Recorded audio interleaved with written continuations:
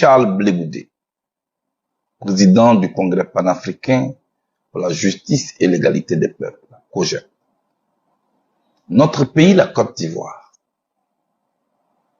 est à un moment décisif de son histoire.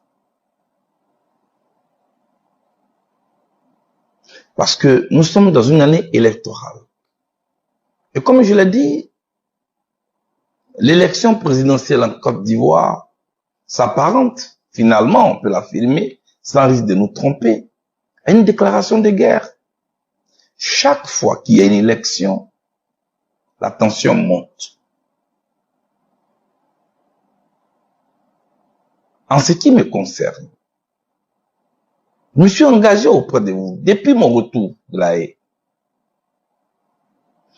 D'abord, pour rapprocher ceux qui hier étaient séparés et divisés. Prônez le pardon, prônez la paix. Et je le répète ici, cela ne saurait être considéré comme une faiblesse, comme une reculade. Bien au contraire, nous tirons les leçons de notre passé récent. Nous ajustons les choses et nous avançons autrement. Telle est ma démarche. Pour ne plus jamais, selon ce que j'avais prédit, qu'une seule goutte de sang d'aucun Ivoirien ne puisse couler. À 2 jours du scrutin, le cri de Blé Goudé pour la paix et la liberté. Dans les ruelles d'Abidjan, les affiches s'effacent sous la poussière des derniers meetings. Le vent transporte encore les slogans, les promesses, les cris des foules fatiguées. La Côte d'Ivoire, ce pays au cœur chaud et à la mémoire fragile, s'apprête à écrire une nouvelle page de son histoire.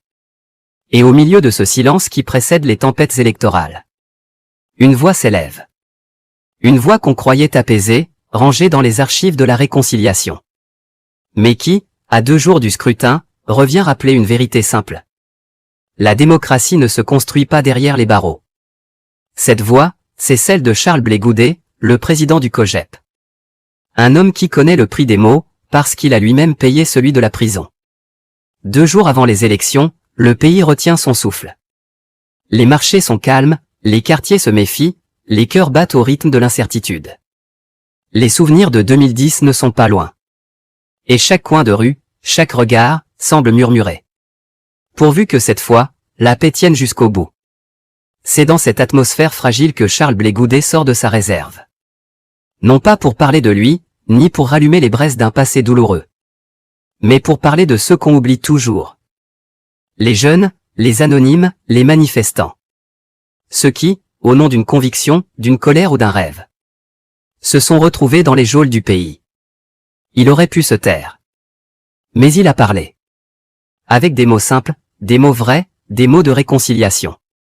Je m'incline sur la mémoire de tous ceux qui ont perdu la vie lors des manifestations. Aux blessés, je souhaite un prompt rétablissement. Et je plaide pour la libération de ceux qui ont été arrêtés. Afin qu'ils puissent, eux aussi, exercer leur droit de vote. Un message sans colère, sans menace, sans calcul politique apparent. Mais un message chargé de symboles. Car dans chaque mot de Blé Goudé, il y a le souvenir de l'homme qu'il fut. Le tribun du peuple, le militant de la rue, le prisonnier du silence. Aujourd'hui, il ne crie plus. Il plaide. Et son plaidoyer résonne comme une prière pour la Côte d'Ivoire. Dans le fond, cette intervention dépasse la politique. C'est une réflexion sur la valeur du pardon et la nécessité du dialogue. Parce que dans chaque élection africaine, il y a toujours 2 camps. Ceux qui votent et ceux qui souffrent. Et trop souvent, ce sont les seconds qui n'ont plus de voix. Blé Goudé le sait. Il a connu les cellules froides, les accusations, les malentendus. Il a vu la fureur, la vengeance, la division. Et il a compris que la vraie victoire, ce n'est pas de battre son adversaire, mais de garder l'humanité dans le combat. Son message est donc philosophique. La paix n'est pas un slogan de campagne. C'est un choix de conscience, un acte de courage. Une main tendue à ceux qui n'ont plus la force de tendre la leur. Ironie du sort. Celui qui plaide aujourd'hui pour la libération des manifestants fut hier accusé d'avoir enflammé les rues d'Abidjan. Comme si la vie avait voulu lui enseigner la leçon la plus cruelle. On ne comprend vraiment la douleur que lorsqu'on l'a traversée. Alors, en demandant que les prisonniers puissent voter. Blé Goudé ne défend pas une cause politique. Il défend le droit d'exister, même pour ceux qui ont crié trop fort. Et dans ce geste, il y a une beauté tragique. Une ironie douce amère. Celle d'un homme. Des fins de campagne. Avant de faire cette déclaration, nous savons tous que ces dernières semaines, il y a eu des manifestations dans notre pays.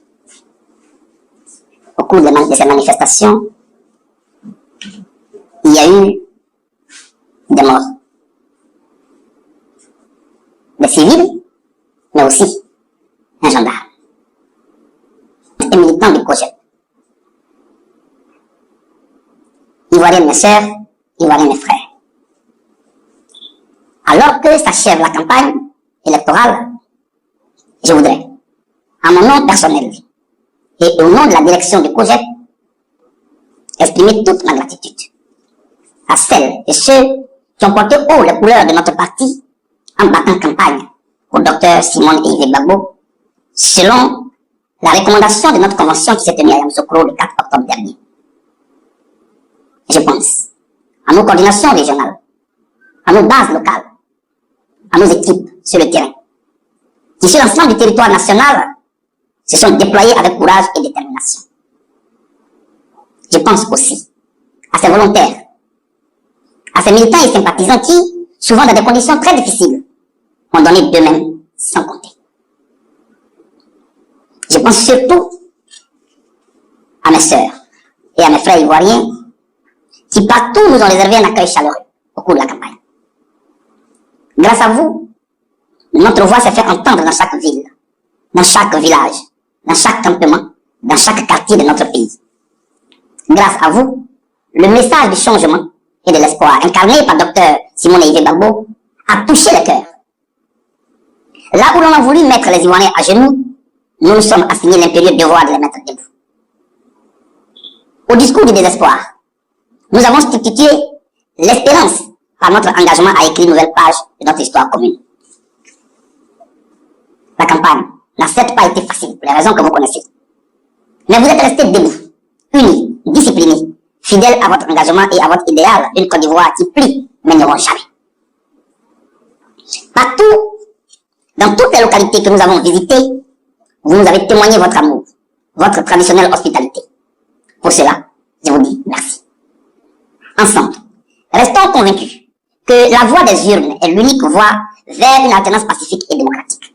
Et notre pays en a besoin. Bien que comprenant aussi la frustration de certains de nos frères et sœurs qui ont protesté contre le rejet du dossier de leur candidat, c'est en toute conscience et responsabilité que nous avons choisi la voie du bulletin. Parce que nous voulons gagner. Or, pour gagner, il faut jouer. C'est pourquoi nous appelons à un sursaut dans les urnes pour y noyer notre frustration et notre colère. L'histoire du monde nous enseigne que lorsque les peuples s'élèvent pacifiquement, aucune force ne peut arrêter leur destin.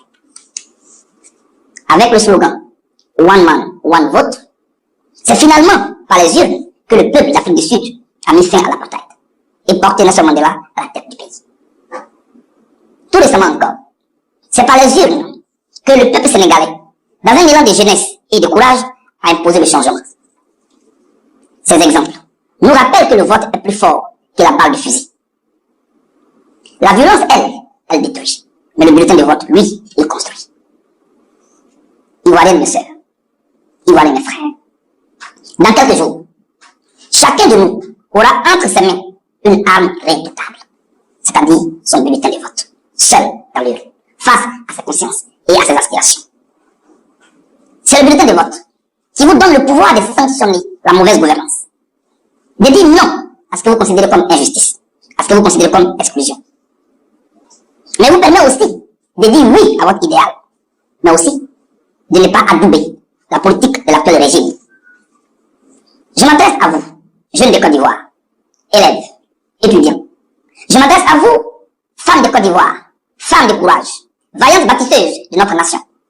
Je m'adresse à vous, travailleurs, paysans, enseignants, médecins, chômeurs, commerçants, artisans.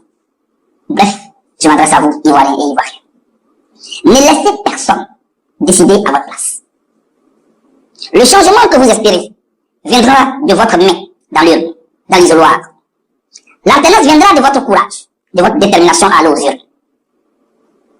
Je voudrais vous dire, contrairement à ce que l'on veut faire croire, aucune élection n'est jamais gagnée d'avance. Et c'est cela la dynamique de la politique. Mieux, participer au vote le samedi prochain n'est nullement accompagner le candidat du parti au pouvoir. Ce n'est pas vrai. Ceci est pourtant vrai. C'est plutôt rester chez vous, en refusant de voter, qui va célébrer le laisser-faire et dresser un boulevard de victoire à notre adversaire.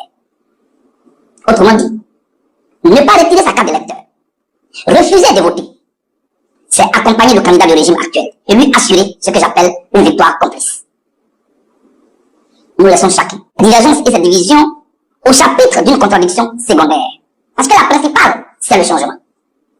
Le moment est donc venu de nous rassembler autour d'un sursaut. Le moment est venu de nous rassembler, surtout pas un sursaut, autour de ce que j'appelle le principal et le fondamental, c'est-à-dire le changement. Chers Ivoiriens, pour ou contre le 4e mandat, c'est le moment. Le moment du choix. Le moment de la vérité qui départage. Il est l'heure. Il est l'heure. Sortons massivement pour dire non au statu quo ante. Car pour moi, et pour la Côte d'Ivoire surtout, ce samedi 25 octobre 2025, ce qui va se passer, ce ne sera pas simplement un vote. Pour moi, c'est un autre référendum pour dire non au 4e mandat. Debout comme un seul homme, pour accomplir notre devoir citoyen, votons pour l'alternance ce samedi. Votons pour le changement. Votons pour l'espoir. Votons pour la transformation. Votons pour le pardon. Votons pour la paix. Votons pour la dignité. Votons pour la réconciliation nationale. Votons pour la raison et pour l'espérance. Votons Dr Simone Eivie Gbagbo. Ensemble. Écrivons avec elle une autre page de l'histoire de notre pays. C'est que nous n'avons jamais essayé. Nous allons le faire avec une femme. Et cette femme, elle s'appelle Dr Simone Eivie Gbagbo. Mes chers compatriotes, l'histoire ce samedi jugera de ce que nous aurons fait de notre droit de vote. Soyons donc à la hauteur du moment. Offrons à la Côte d'Ivoire le plus beau cadeau qu'un peuple puisse offrir à sa nation, c'est-à-dire une alternance démocratique dans la paix et la dignité. Vive la Côte d'Ivoire réconciliée. Vive la démocratie. Que l'histoire a souvent mal compris. Mais qui, aujourd'hui, tend la main à ceux qui l'insultaient hier. Ah, la politique ivoirienne. C'est un peu comme une série Netflix. Il y a des saisons, des rebondissements, des héros déchus et des comebacks inattendus. Un jour, on t'accuse. Le lendemain, on t'applaudit. Aujourd'hui, Blé Goudé demande la libération de manifestants.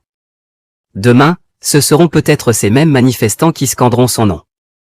Mais au fond, dans ce théâtre politique africain, chacun joue un rôle, le président, l'opposant, le juge, le peuple.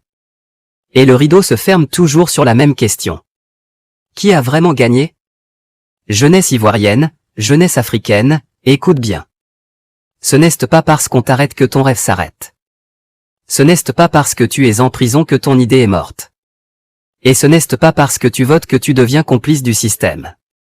Le vote, c'est ton arme pacifique. C'est ta manière de dire, je choisis, je décide, je pèse dans le destin de mon pays. Et le message de Blé Goudé, derrière les mots, c'est cela. Libérer les consciences, pas seulement les corps. Parce qu'un peuple qui pense librement est plus fort qu'un peuple qu'on libère sans lui apprendre à penser. En vérité, cet appel de Blé Goudé est aussi stratégique. Il positionne son image non plus comme celle du militant de la rue, mais comme celle du bâtisseur de la paix. À 2 jours des élections, alors que le pays s'interroge sur la transparence du scrutin, cet appel à la libération des manifestants place le COJEP sur le terrain moral. Celui de la compassion, du dialogue, de la réconciliation. Et dans un contexte où chaque candidat cherche à prouver qu'il incarne la stabilité, le message de Blé Goudé tombe comme une note de sagesse. Mon souhait est que ces élections se déroulent dans un climat de paix. Ces mots résonnent comme une bénédiction. Parce que la paix, en Côte d'Ivoire, n'est pas un luxe. C'est une nécessité. Un héritage qu'on protège à chaque scrutin, à chaque mot, à chaque geste. Et si la paix devait avoir un visage ce soir, ce serait celui d'un homme debout, les yeux tournés vers l'avenir, disant calmement: libérez-les, qu'ils puissent voter. Parce que même en désaccord, nous restons enfants du même pays. Elle Afrique